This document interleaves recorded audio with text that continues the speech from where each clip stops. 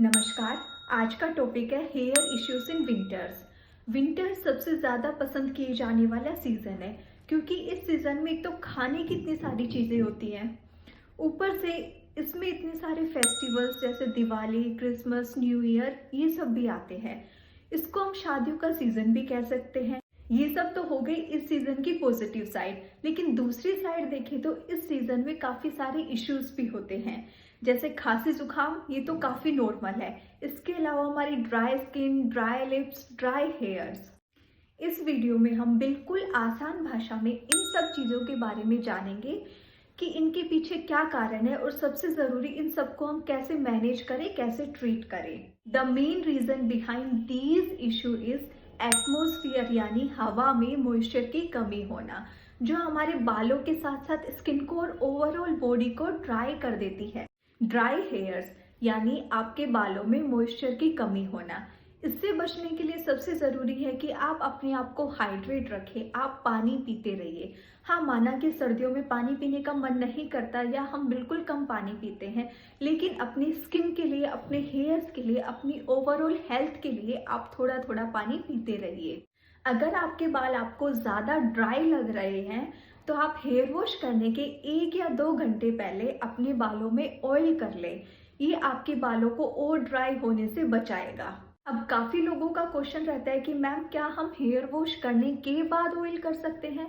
मैं इसको करने के लिए मना करती हूँ, क्योंकि जब आप हेयर वॉश करने के बाद ऑयल करते हैं तो वो ऑयल आपके सर पे, स्कैल्प पे एक मैग्नेट की तरह काम करता है। वो डस्ट, पोल्यूशन इन सबको अट्रैक्ट करेगा और आपके स्कैल्प के, आपके बालों के ऊपर उसको चिपका देगा, तो वो आपको फायदा पहुंचाने की जगह नुकसान ही पहुंचाएगा। एक और मिस्टेक जो विंटर्स में लोग करते हैं जिससे उनके बाल और ज्यादा ड्राई हो जाते हैं, वो है गर्म पानी से नहाना, गर्म पानी से बालों को धोना। एक तो हवा में ऑलरेडी मॉइस्चर की कमी है, ऊपर से अगर आप गर्म पानी से अपने बालों को धोओगे तो वो आपके बालों को और ज्यादा ड्राई बना देगा और ज्यादा फ्रीजी बना देगा। गर्म पानी हमारे बालों में जो नेचुरल ऑयल बनता है, जो ऑयल ग्लैंड्स है, उनको नुकसान पहुंचाता है। तो गर्म पानी से बाल धोना आप अवॉइड कीजिए।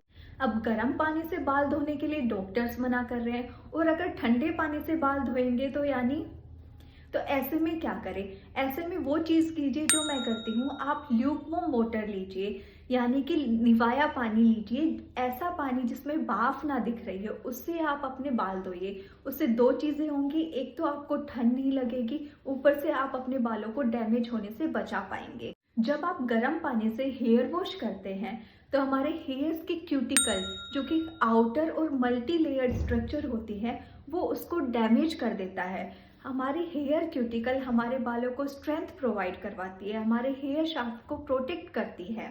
जब हम गर्म पानी से बाल धोते हैं तो जो क्यूटिकल है, मल्टी लेयर्ड स्ट्रक्चर है, उसको वो वीक बना देता है, उसको अनइवन बना देता है, तो वो बालों को प्रोटेक्ट नहीं कर पाएगा, ऊपर से हमारे बालों को और ज़्यादा ड्राई और फ्रीजी बना देगा।